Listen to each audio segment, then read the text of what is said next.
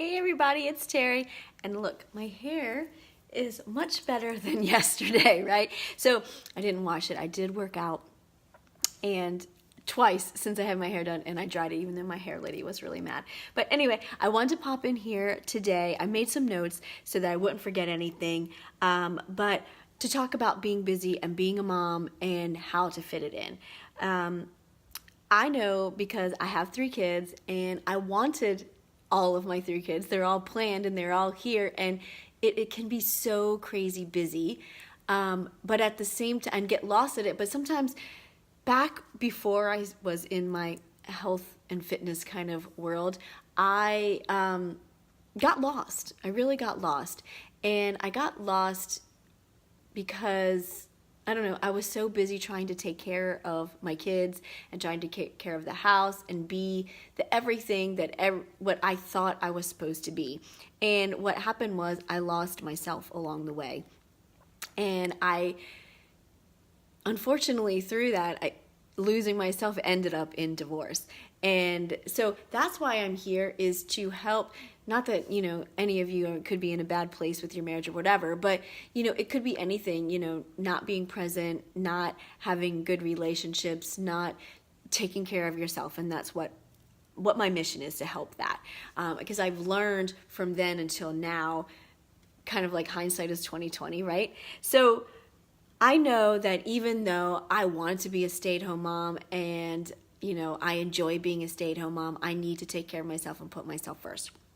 So one thing that I found that can really help that is community, and having a community and surrounding yourself with people that are of a similar place.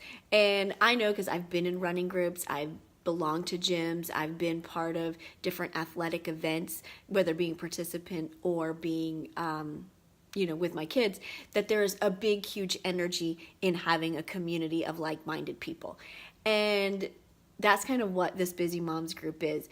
If you're surrounding yourself with people, other busy moms is one thing, but if you're surrounding yourself with other busy moms who also aren't making time for themselves, then you could be pulling yourself down and not letting yourself get to your full potential, and kind of like explaining it away as to why you don't have the time to take care of yourself, when in all actuality you do. It's just that you could be surrounded by other people who are giving negative vibes. So I want to provide a positive community and someplace that you can lean into when it's really busy and when things are feeling chaotic and it doesn't feel like you have time to make time for yourself. If you lean into that community or this community and, let people cheer you on, then that can be helpful. And that's kind of what happened with me in coaching, is that I found it in the toughest time of my life, in the midst of divorce. Well, actually, I was kind of, I think, officially divorced when I learned about the coaching opportunity and got immersed in this.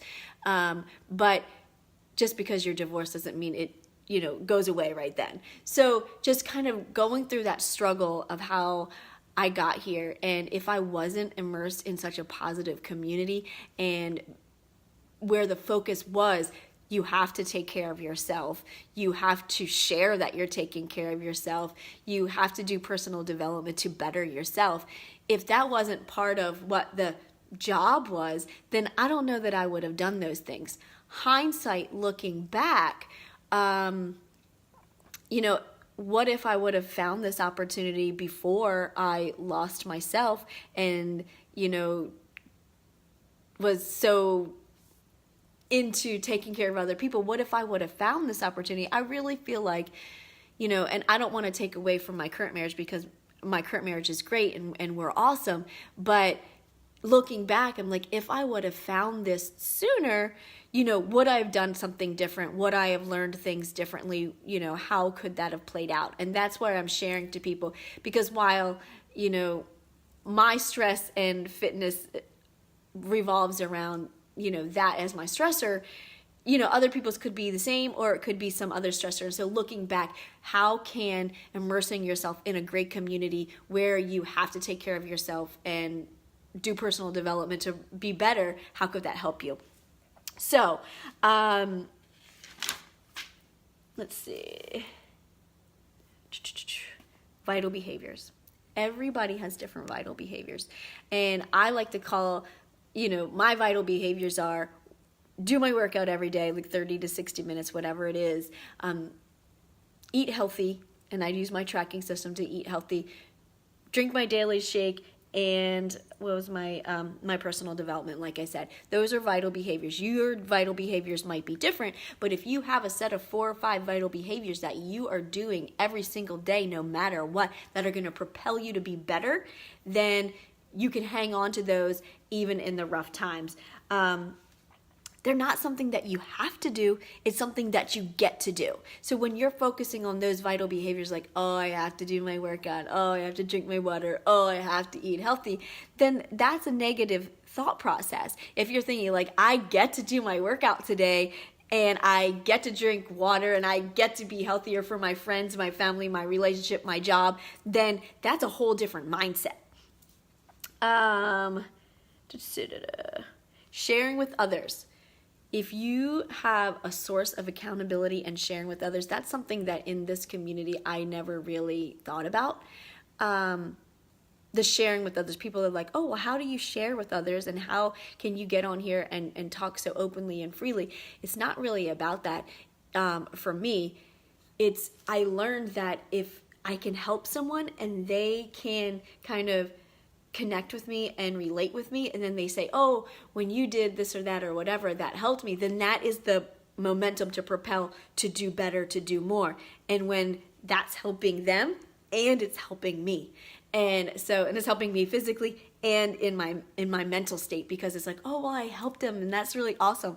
And it just fills your cup and you feel like alive and energetic. So sharing with others helps to provide accountability and support for yourself and for others, and to help them. So that's really awesome. So that's part of the vital behaviors, is me sharing. And that's why I'm here sharing with you today.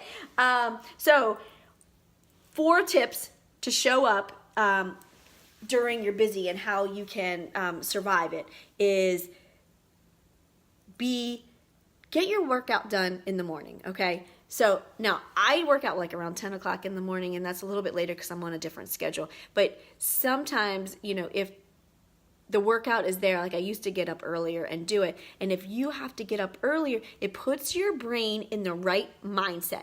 Even if you could find so many different excuses not to do it, like, you didn't get enough sleep, or you're tired, or you're this or you're that.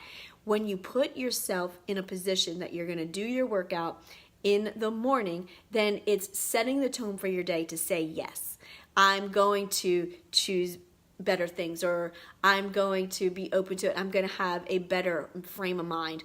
Also, your workout won't tend to be pushed to the wayside, because a lot of times as the day gets going, things build up and then it gets scrapped. So if you have a plan for what you're going to do in the morning as far as your workout, now whether it be something that you do at home, or something that you get up to go to the gym, or whatever you're doing. Now I work out at home because I like to save time. That's the other big kicker is saving time. So if you're tired and you don't have a lot of time, do you want to go to the gym at 5 o'clock in the morning? I did not. So that was my thing. Second, work in power pockets. Okay, so not a lot of people have structured time of, they can sit down and do something for a straight hour or whatever. It's like little power pockets. Like you're driving your kids to, their sports events, so you might have 30 minutes to sit in the car, or whatever. You're waiting in the carpool line, or you're doing whatever. So if at night before you go to bed, you make that list of things that you need to do, and you have it ready for yourself. So when you get to those power pockets of time, then you can kind of look at your list and check it off. Because if you don't work from a list, then you're not going to have, it's going to take you longer time to get started. So when you get to that power pocket of 20 minutes, it could take you 20 minutes to figure out what you need to do. But if you already have the list and you make that running list each night, or you make it at the beginning of the week, so you have it for the week to work off of, then that's going to help save you time. I find the more time I have, the more time, or the easier it is to waste more time.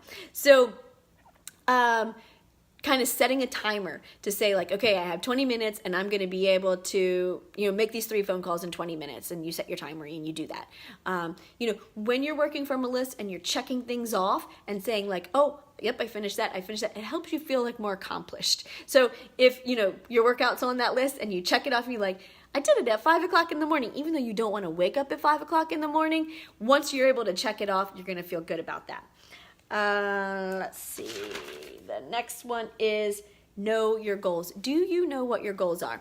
Okay, so if you're just floundering around like you don't know, you could have health and fitness goals, you can have goals for your children, goals for your marriage, goals for your job, any of those things. But you need to have your goals. You need to know what they are. Take some time to know your goals.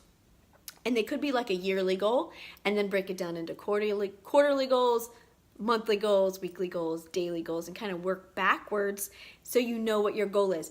Make a vision board or write all of them down. So every morning when you're waking up, as part of your personal development in positivity, is you're reading your goals or you're looking at your vision board. You could make a little collage on your phone if you wanted. So it's in your face all the time, and you're constantly reminded of it. If you don't know what goals you're working towards, when it gets hard and things get busy and you're struggling, then it is going to be hard for you to remind yourself or want to do it. But if you're constantly looking at it, so say your goal is, to go on a Disney cruise with your kids and to feel confident and happy in your bathing suit on the cruise ship, if you have that Disney cruise sitting there and you're working towards your health and fitness and you look at that and be like, oh yeah, that's what I'm working on, it's going to be easier for you to get up and do it, and less, you're not going to be able to explain it away, like, oh, I can do it later or whatever, because it is about consistency,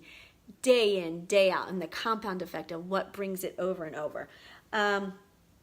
You want to be mindful and put it in the forefront of your brain.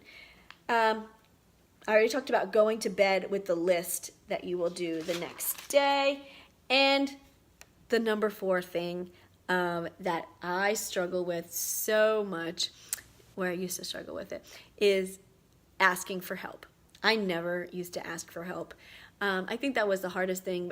Being a stay-at-home mom, and I had 3 kids, and at the time my husband was, he's still in the military, but he's not my husband. He was going out to sea. So I was like a single mom, and I didn't really ask for help a lot. It was like I wanted people to think that I could do everything all by myself and that I had everything all together, when it really, inside, it was draining me, and it was a challenge. So you may have to find a babysitter. You could ask a family member for help. What else? Chat with your spouse. Let them know that you're struggling. Big one for me. I'm really huge about communicating, but what I've been learning in my own personal development is I don't actually personally communicate. I like when others communicate with me, but actually sharing the words to be like, I need help with this, or this is what I'm working on, is challenging, but it's necessary. So that's what I've kind of learned. The big revelation is learning that. And then, you could, if you have your kids, and I know you want to be there for your kids like 24/7, and you want to, and that's part of being, if you're not a stay-at-home mom, but if you are a stay-at-home mom, you want to be there for them. You want to volunteer at their school. And even if you're working, you're like, I'm going to make these 50 cookies or, whatever. Maybe you need to not volunteer for those things, and maybe you need not make those cookies so that you can put yourself ahead. Your kid is not going to remember if you made the 50 cookies when they were in 2nd grade for them or not. They're just not going to remember that. If you feel the need, then go buy the cookies. Stop making the cookies. That's just one example. But you don't have to volunteer for everything. And, some people, you might feel bad, but, there are other people that have time to do that, and let them take a turn at it, and they can do it, and put some time to focus on yourself, because you really need to. In the end, your kids are going to remember your mood and your better choices and taking care of yourself instead of you making those cookies. So don't overbook yourself, because when you get overbooked, that's when you put everything else first and you don't take care of yourself. And that's another thing, like I said, that I learned through my coaching journey, is just like, I have to take care of myself first. And I still love my kids, I still love my husband, but taking care of myself first helps. Like on the airplane, you put your mask on first so that you can better help every other person that's around you and be better for them and with them. So that's very important. So anyway, those are my 4 tips on surviving busy. I hope you are doing well. I figured I'd make the video when my hair was still kind of semi not in a ponytail and sweaty. So anyway, I hope you guys have an awesome day, and I'll talk to you soon. Bye.